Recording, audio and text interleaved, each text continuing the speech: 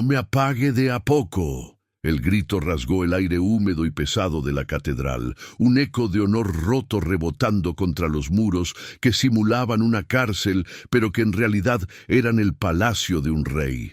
La pelota de fútbol, que segundos antes volaba con la alegría despreocupada de un gol inminente, cayó muerta sobre el césped perfectamente cuidado del patio. El partido se detuvo en seco. Popeye, el Chopo, Otto y el resto del parche de sicarios que jugaban con el patrón se quedaron quietos como estatuas, sus cuerpos tensos, las manos buscando instintivamente los fierros que llevaban fajados bajo las camisetas de la selección. El silencio que cayó fue denso, espeso, más intimidante que cualquier amenaza hablada. En el centro de ese silencio, temblando no de miedo, sino de una rabia impotente que lo consumía desde hacía meses, estaba el general Alejandro Montoya. Era la sombra de un hombre, una ruina andante vestida con ropa de civil que le quedaba grande, como si su cuerpo se hubiera encogido para hacerle espacio a la vergüenza. Pero en sus ojos, inyectados en sangre, todavía ardía el fantasma del león que alguna vez fue, el militar más berraco que había parido esta tierra, el único hombre que había jurado mirarle a los ojos a Pablo Escobar y no parpadear. Pablo Emilio Escobar Gaviria, el dueño de esa jaula dorada y de los destinos de casi todos en Colombia, dejó que la pelota rodara hasta detenerse contra su botín. No había ira en su rostro, ni siquiera sorpresa.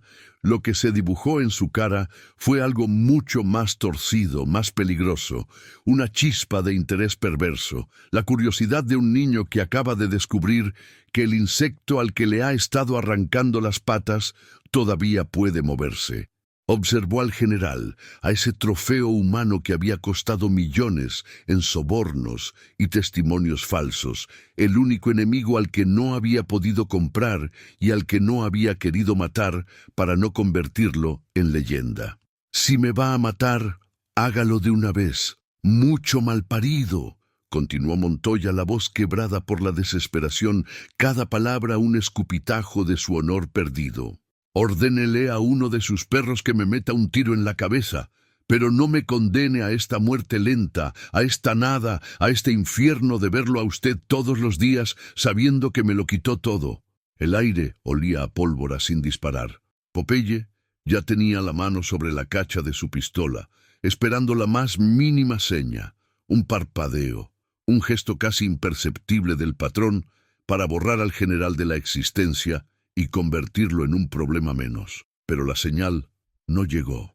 En lugar de eso, Escobar empezó a caminar, lento, sin prisa, como un hacendado que recorre sus tierras.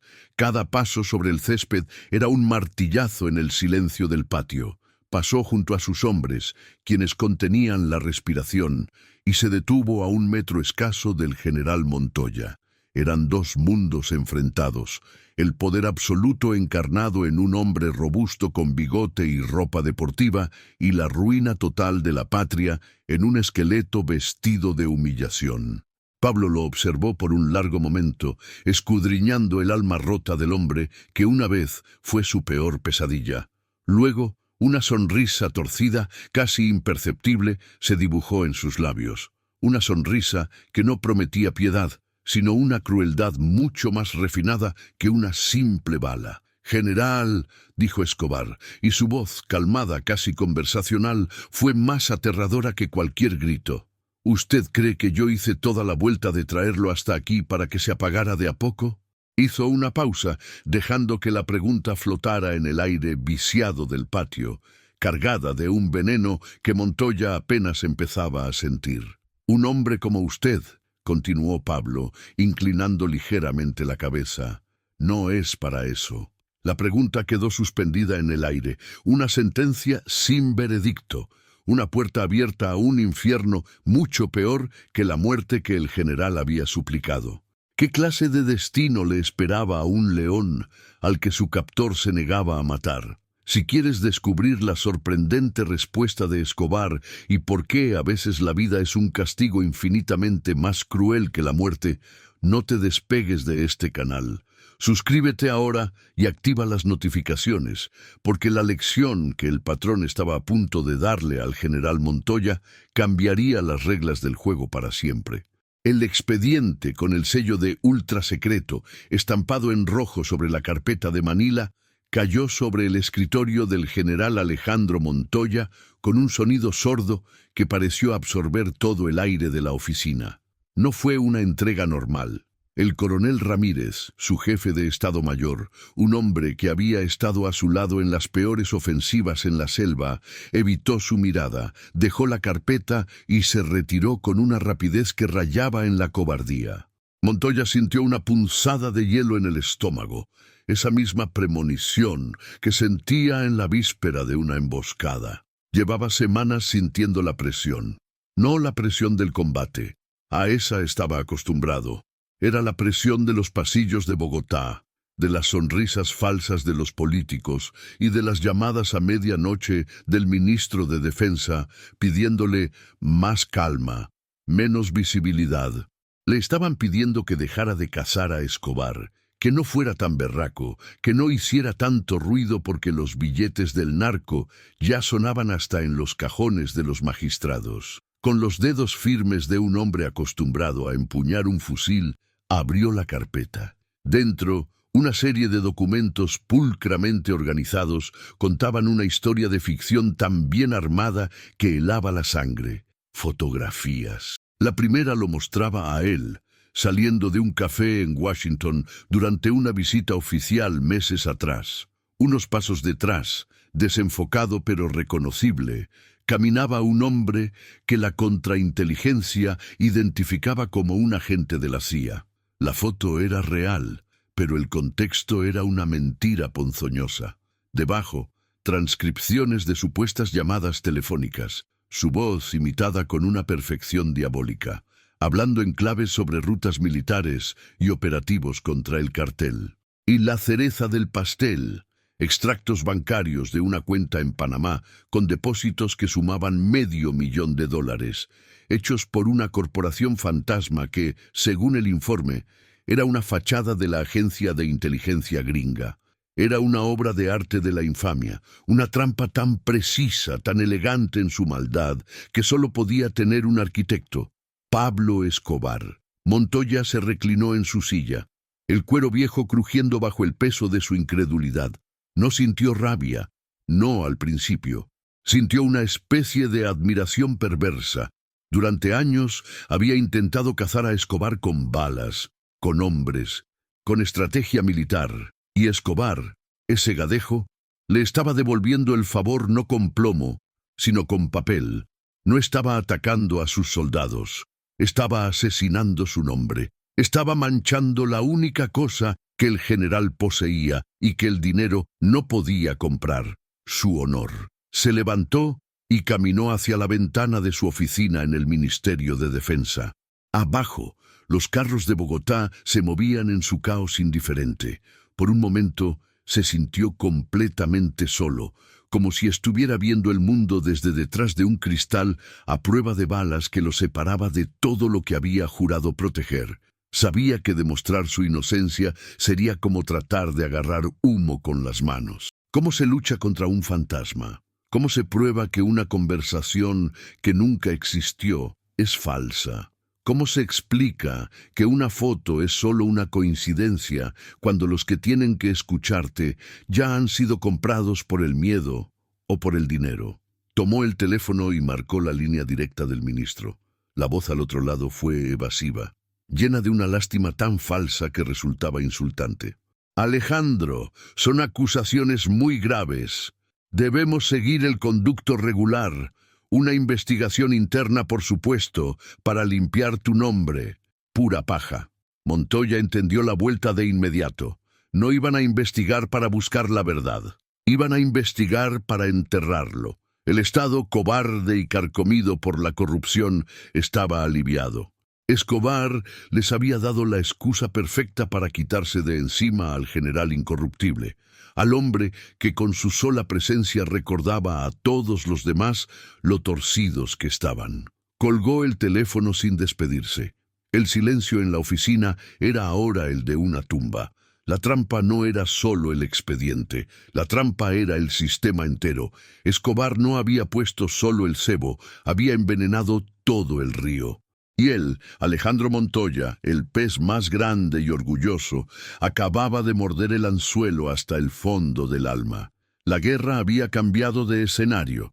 Ya no era en la selva, con fusiles y helicópteros. Ahora era en los despachos, con susurros, mentiras y traiciones. Y en ese terreno, él estaba desarmado. La respuesta del ministro de Defensa no fue una sorpresa, sino una confirmación de la podredumbre que él ya sospechaba.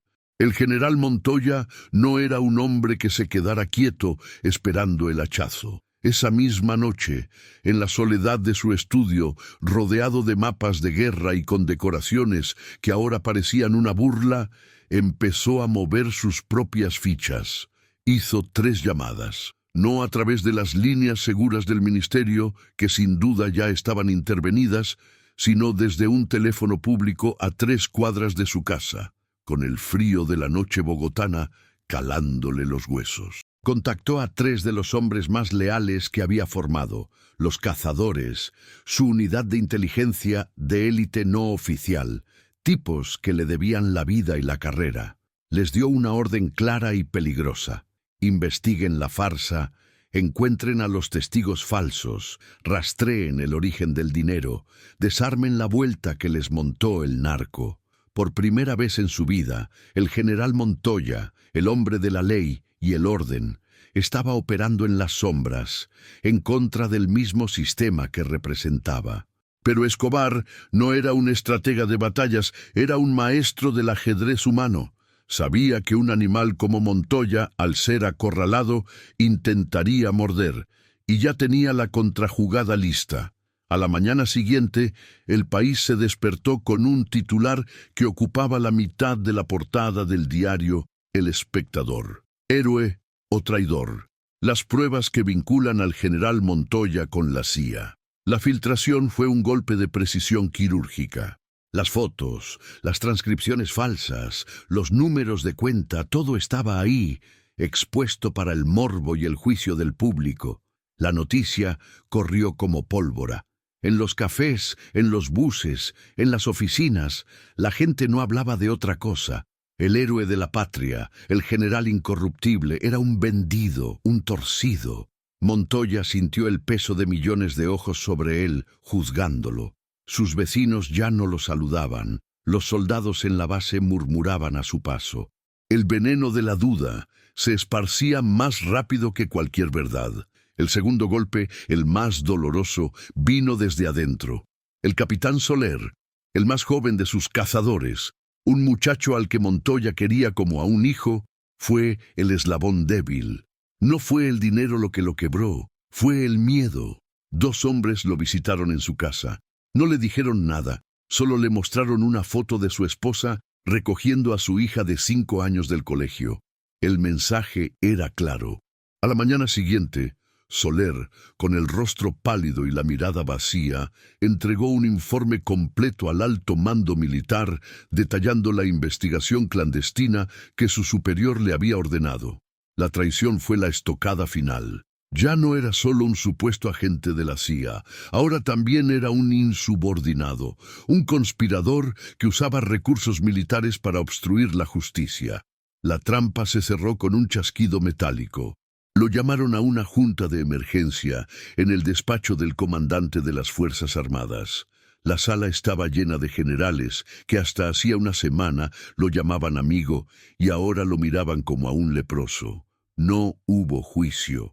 Solo una sentencia. General Montoya, queda usted relevado de su mando con efecto inmediato y confinado a la Escuela Militar de Cadetes mientras concluye la investigación. El punto sin retorno llegó en ese instante.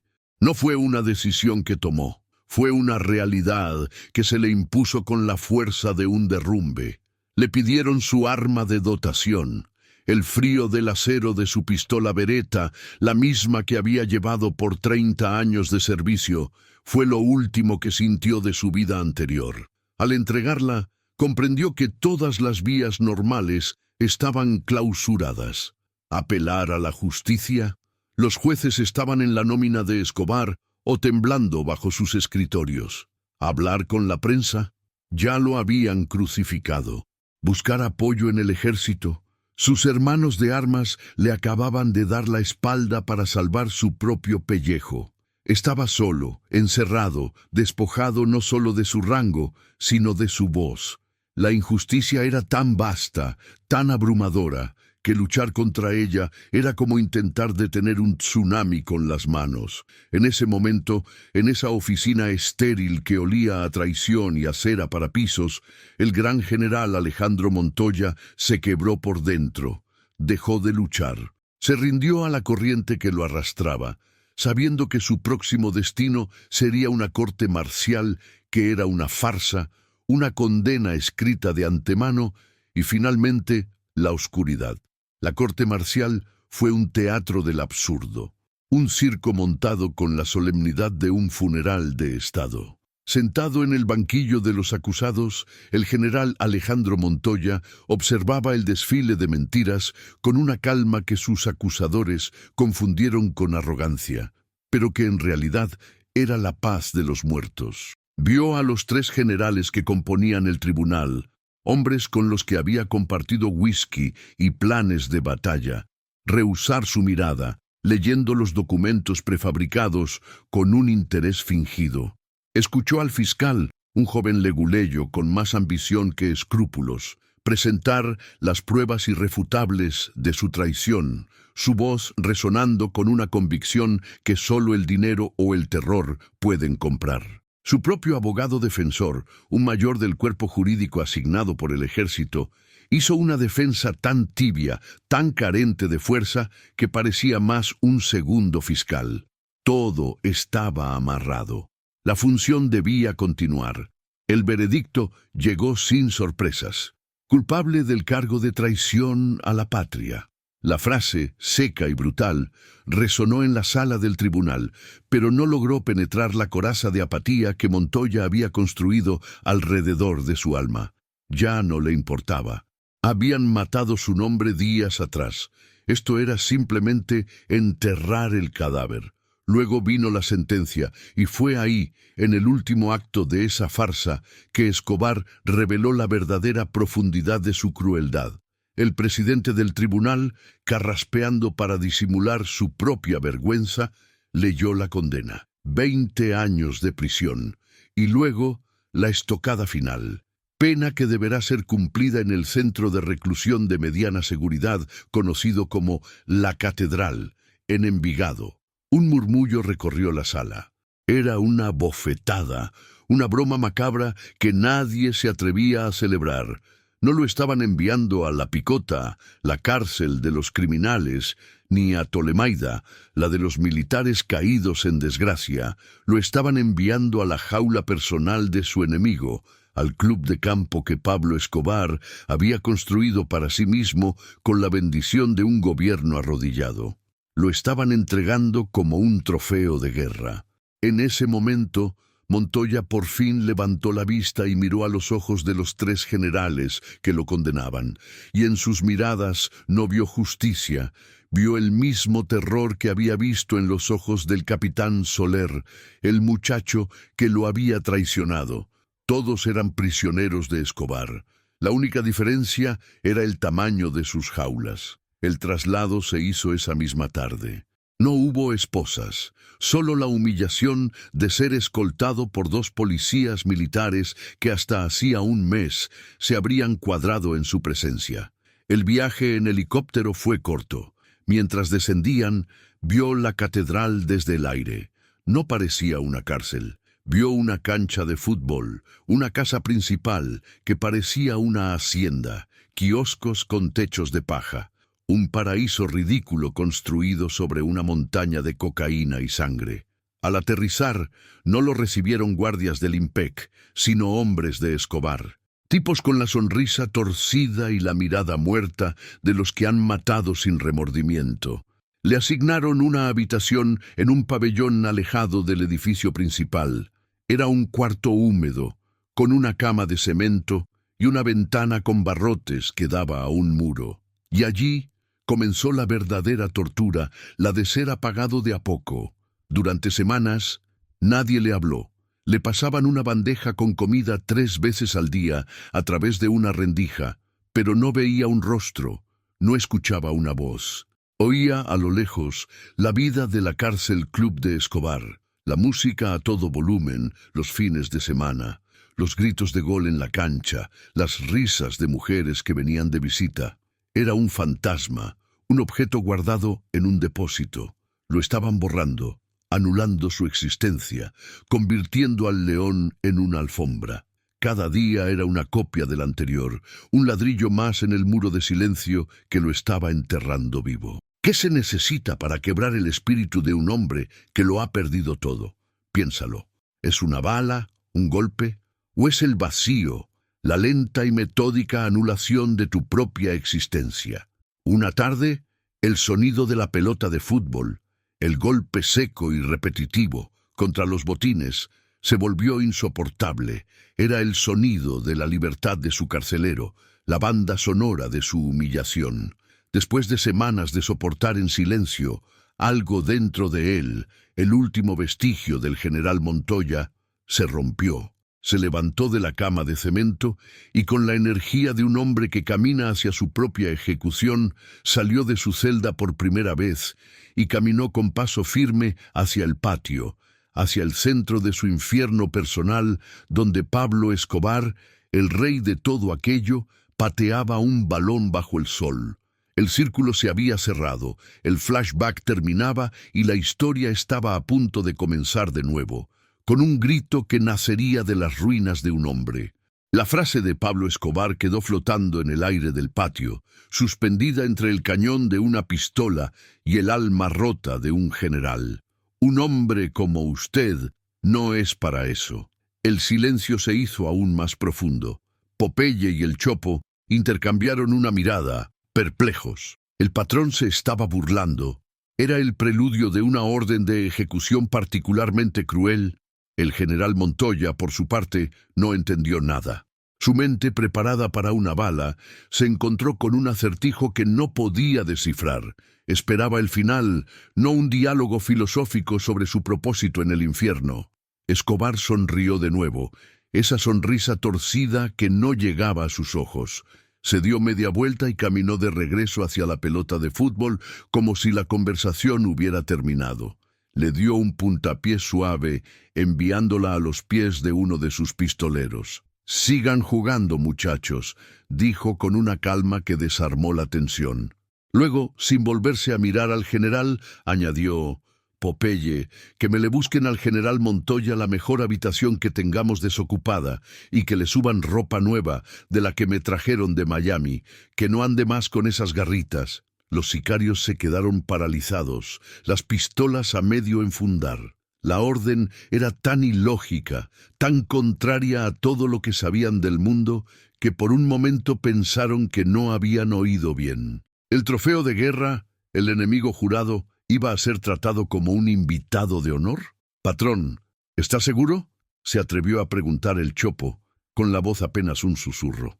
Escobar se giró lentamente, y la amabilidad desapareció de su rostro, reemplazada por el frío calculador del hombre que ordenaba masacres antes del desayuno. «¿Usted desde cuándo me cuestiona las vueltas, Chopo? ¿O es que ya se le olvidó quién manda aquí?». La amenaza fue suficiente. El Chopo bajó la cabeza. «No, patrón, discúlpeme. Ya mismo hacemos la diligencia». Escobar asintió, satisfecho, y su mirada volvió a posarse sobre Montoya, quien seguía inmóvil, un poste de carne y hueso en medio del patio, tratando de entender la jugada. El plan había nacido en un instante, una epifanía de pura maldad. Matar al general era un desperdicio. Dejarlo pudrirse en una celda era aburrido y, como acababa de demostrar, inestable. Pero profanarlo, eso era diferente. Profanar su honor, usar su genio, convertir su mayor virtud en la herramienta de su propia destrucción. Eso era arte. «General», dijo Escobar, caminando de nuevo hacia él, esta vez con el tono de un empresario que le habla a un colega. «Usted y yo Hemos estado en lados opuestos de una guerra muy larga. Usted es el mejor estratega que ha parido el ejército de Colombia. Y yo, a mi manera, soy un berraco para la guerra también. ¿Sabe cuál es el problema? Que esta guerra se está poniendo muy hijueputa. El gobierno me está mandando peladitos del servicio militar a que me los maten en la montaña. Es un desperdicio de vidas, un mal negocio. Se detuvo frente a Montoya, cuyos ojos mostraban una confusión absoluta. Yo no necesito un prisionero que se esté apagando. Yo necesito un asesor, alguien que entienda la mente de mis enemigos, alguien que me enseñe a pensar como un general del Estado. La propuesta era tan monstruosa, tan inconcebible, que Montoya sintió una oleada de náuseas. Era como si le pidieran a un sacerdote que diera una misa negra. Era la violación definitiva. Abrió la boca para negarse, para gritar, para insultarlo, pero las palabras no salieron. Estaba paralizado por el horror de la idea. Escobar vio la lucha en su rostro y sonrió. No se preocupe, no tiene que aceptar. A partir de hoy, usted es mi asesor de guerra personal. Me va a ayudar a planear las próximas vueltas contra el Estado. Va a comer en mi mesa, va a beber de mi vino y va a usar ese cerebro que Dios le dio para servir a Pablo Escobar. Se dio la vuelta y se dirigió a la casa principal. Popeye, que esta noche me organice en la sala de mapas. El general y yo tenemos mucho que camellar. Montoya se quedó solo en el patio, viendo cómo dos sicarios se le acercaban, ya no para matarlo, sino para escoltarlo a su nueva jaula de oro. Había suplicado por la muerte, y en respuesta le habían dado un trabajo en el infierno. La cacería no se libró con balas ni con ejércitos en la montaña, sino en el silencio de una sala de mapas improvisada en el segundo piso de la hacienda de la catedral. Para el general Montoya, cada día se convirtió en una tortura psicológica diseñada con la precisión de un cirujano. Lo primero que Escobar hizo fue aislarlo del mundo que conocía. Le prohibieron las noticias, los periódicos, cualquier contacto con el exterior. Su única realidad se convirtió en los mapas extendidos sobre una mesa de caoba y el rostro sonriente de su carcelero. Al principio, Montoya se resistió. Se sentaba frente a los planos topográficos de Antioquia, con los brazos cruzados, mudo, ofreciendo una resistencia pasiva. Escobar no lo presionaba. Simplemente se sentaba frente a Jim, le servía un whisky en un vaso de cristal tallado y comenzaba a hablar solo. «General, mire este nudo de carreteras aquí, cerca de la ceja», decía, señalando un punto en el mapa con el dedo.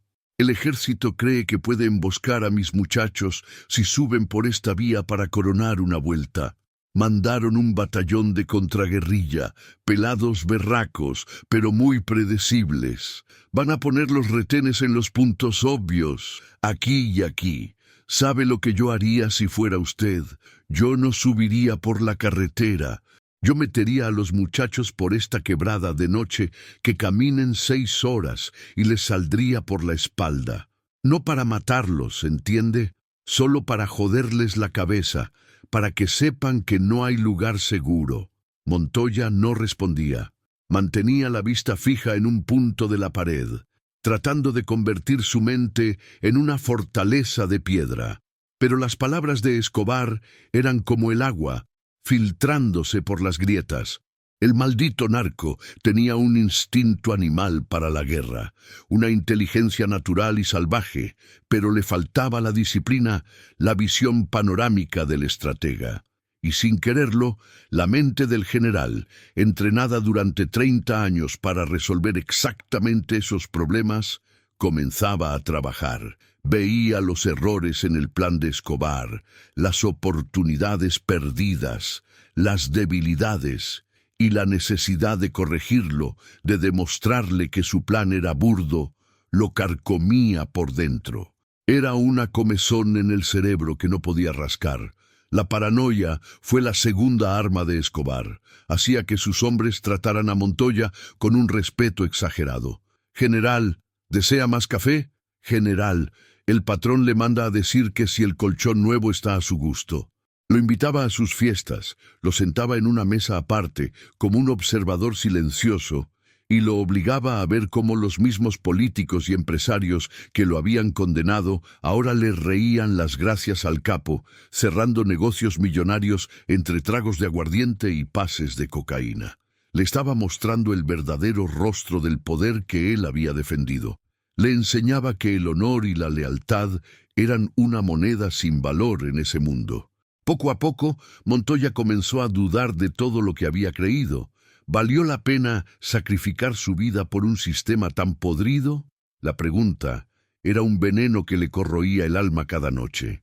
El punto de quiebre llegó una semana después. Escobar desplegó un mapa del Magdalena Medio. General, el bloque de búsqueda está montando una base de operaciones en Puerto Boyacá. Me están jodiendo la vida. El coronel Martínez, que está al mando, es un tipo berraco, de los suyos, incorruptible. No se le puede comprar, hay que sacarlo de ahí, pero no quiero convertirlo en un mártir. Montoya permaneció en silencio. Entonces Escobar hizo su jugada maestra. Sacó una fotografía y la deslizó sobre la mesa. Era la hija del coronel Martínez, una joven de unos 20 años, saliendo de la universidad en Bogotá. La muchacha es muy linda, ¿no cree, general? Estudia medicina. Sería una lástima que le pasara algo, un accidente, un malparido que la quiera secuestrar. Montoya miró la foto y luego los ojos de Escobar, y en ellos no vio solo maldad, sino el reflejo de su propia impotencia. Entendió que la guerra de ese hombre no tenía reglas ni límites, y comprendió que el silencio ya no era una opción. Si no hablaba, esa muchacha inocente pagaría el precio. Con la voz ronca, como si las palabras fueran trozos de vidrio, dijo su primera frase como asesor. «No la toque a ella». Escobar sonrió. Sabía que había ganado. «Lo escucho, general», dijo. Con un nudo en la garganta y sintiendo que su alma se partía en dos, Montoya extendió un dedo tembloroso hacia el mapa. «El error de Martínez no es táctico, es logístico», susurró. «Depende de una sola línea de suministro aéreo que llega de Palanquero. Si usted le corta esa línea, no con plomo, sino con política, con una denuncia de corrupción sobre los contratos de combustible, el coronel se queda ciego y sordo en menos de una semana. Acababa de entregar a su mejor hombre en bandeja de plata. No había disparado una sola bala, pero había firmado la sentencia de ruina de un colega honorable. La cacería psicológica había terminado. El león no solo estaba enjaulado, ahora comía de la mano de su captor. La confrontación final no fue en un campo de batalla, sino en la suite presidencial del Hotel Tequendama en Bogotá, un santuario de poder donde los destinos de Colombia se decidían entre copas de brandy y humo de puros. El ministro de Defensa, el mismo hombre que había sacrificado al general Montoya para apaciguar al monstruo, fue convocado a una reunión urgente e ineludible. No sabía quién lo convocaba. La nota, entregada por un mensajero anónimo, solo decía que se trataría de un asunto de seguridad nacional que no podía esperar. Al entrar en la suite, se encontró con una escena que congelaría la sangre del hombre más valiente. Sentado en un sofá de cuero, con la tranquilidad de un rey en su trono, estaba Pablo Escobar, y de pie junto a la ventana, dándole la espalda, había una silueta que el ministro reconoció con un escalofrío: el general Alejandro Montoya. «Ministro, qué bueno que pudo venir. Siéntese, por favor, tómese un trago», dijo Escobar, señalando un sillón vacío con un gesto de anfitrión. La voz de Escobar era suave, casi cordial, pero la amenaza implícita era tan densa que se podía cortar con un cuchillo. El ministro, pálido y sudando frío, obedeció. Sus ojos iban de Escobar a la espalda inmóvil de Montoya, tratando de procesar la pesadilla que estaba viviendo. ¿Era un secuestro? ¿Una ejecución? «Lo mandé a llamar para hablar de un amigo en común», continuó Escobar, encendiendo un cigarrillo. «El general Montoya, Un hombre de honor, ¿no le parece? Un berraco, el mejor soldado que ha tenido este país. Y ustedes, el gobierno que él juró defender, lo trataron como a un perro sarnoso.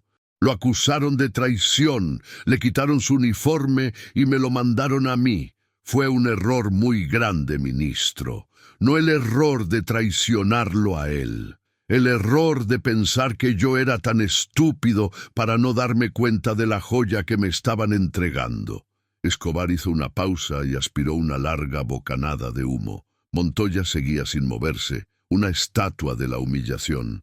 Durante las últimas semanas, prosiguió el capo, el general y yo hemos estado camellando juntos. Me ha estado enseñando muchas cosas. Me enseñó, por ejemplo, todos los secretos de la red de corrupción que usted mismo dirige desde el ministerio. Los sobornos en los contratos de armamento con los israelíes, las cuentas en Suiza, donde guarda la plata de la gasolina para los helicópteros que nunca se compra, los nombres de los coroneles que le pasan información a cambio de ascensos. ¿Sabe una cosa, ministro? El general es un genio. Con la información que él me dio, yo podría destruir a este gobierno en menos de 24 horas, sin disparar un solo tiro. El ministro sentía que el aire le faltaba. Estaba atrapado. La información era real, devastadora.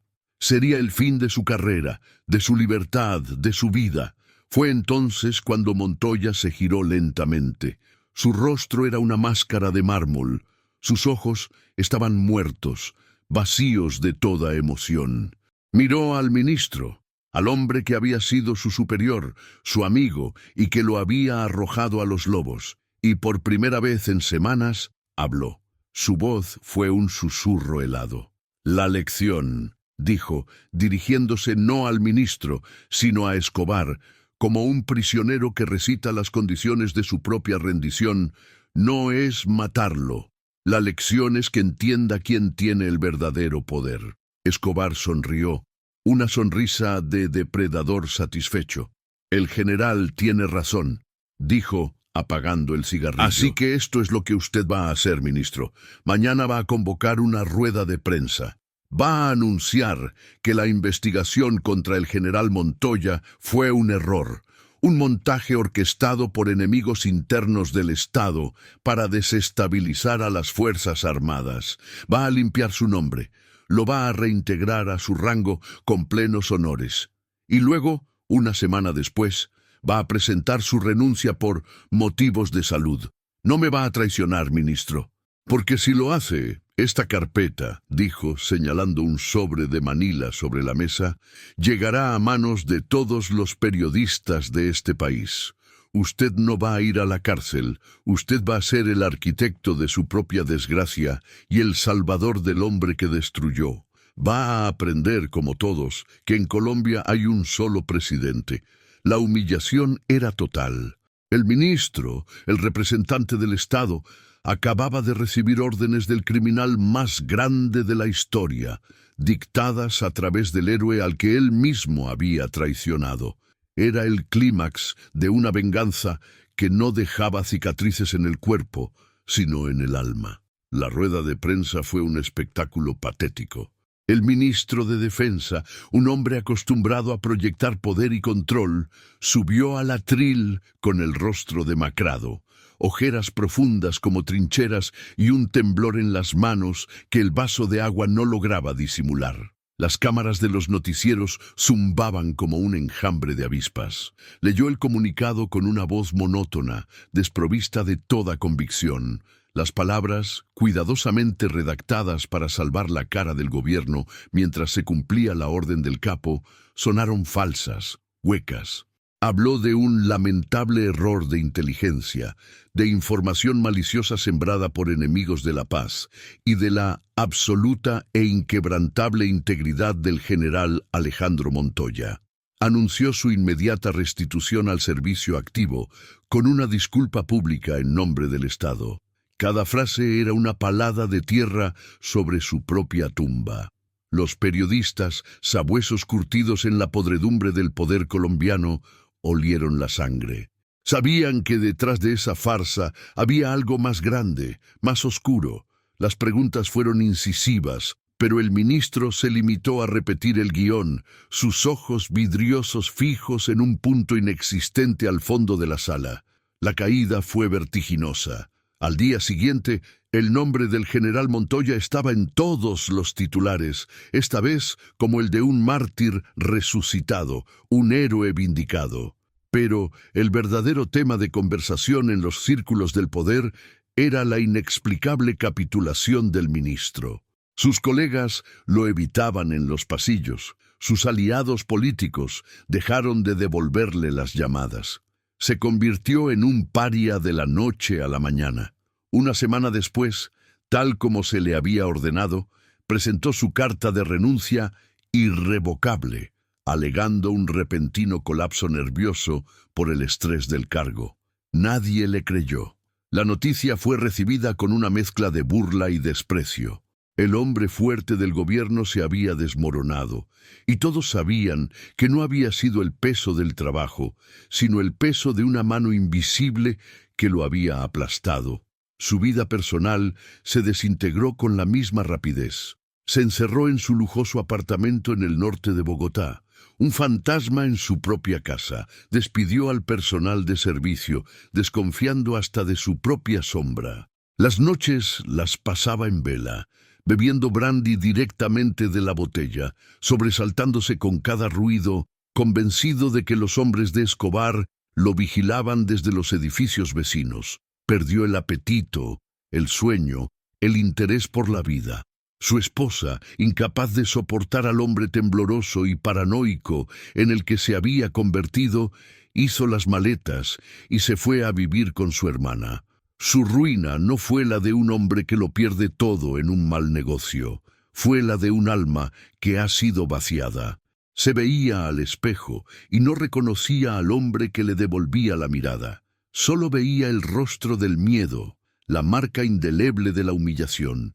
No había sido encarcelado, no había sido exiliado, no había sido asesinado, había sido condenado a la peor de las prisiones, la de su propia conciencia, sabiendo que él mismo había sido el instrumento de su desgracia.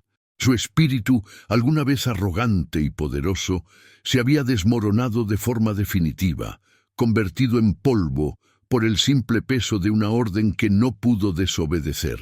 El general Alejandro Montoya fue recibido en la Escuela Militar de Cadetes no como un prisionero liberado, sino como un emperador romano regresando de una campaña victoriosa. Hubo una ceremonia en el campo de paradas, con la banda de guerra tocando el himno nacional, discursos de altos mandos que ensalzaban su inquebrantable espíritu, y cadetes jóvenes que lo miraban con una admiración casi religiosa. Le devolvieron su uniforme, planchado a la perfección, con las medallas pulidas hasta brillar bajo el sol de Bogotá. Le devolvieron su rango, su oficina, su arma de dotación. A los ojos del mundo, el honor del general Montoya había sido restaurado. Pero era un honor hueco, un cascarón vacío. Cuando se miraba al espejo ya no veía al soldado, veía al asesor, veía al hombre que había entregado al coronel Martínez y que había susurrado los secretos del Estado al oído de su peor enemigo. 2 semanas después de su restitución, presentó su solicitud de retiro del servicio activo. La Junta de Generales intentó disuadirlo, pero su decisión era irrevocable. Se retiró a una pequeña finca cafetera en las afueras de Armenia, un lugar donde el único sonido era el del viento entre los guaduales. No volvió a vestir un uniforme ni a tocar un arma. Pasaba sus días cuidando sus cafetales en un silencio autoimpuesto, prisionero no de Escobar, sino de su propia memoria, viviendo el resto de sus días con la mancha invisible de una traición que solo él conocía. La noticia de la caída del ministro y la insólita resurrección de Montoya se regó como un virus por los corredores del poder y los callejones de Lampa. No se contó como una historia de justicia, sino como una fábula de poder. Se convirtió en la parábola del general, Una lección que los políticos corruptos y los aspirantes a narcos se contaban en voz baja. La leyenda consolidó la reputación de Pablo Escobar en un nivel casi mitológico. Ya no era solo el hombre que podía poner una bomba en un avión o asesinar a un candidato presidencial. Era el hombre que podía tomar el sistema, retorcerlo a su antojo y hacer que se devorara a sí mismo. Demostró que su poder no residía únicamente en la violencia, sino en su profundo entendimiento de la fragilidad del alma humana. Se supo que no mató al general, sino que lo usó, que no sobornó al ministro, sino que lo humilló.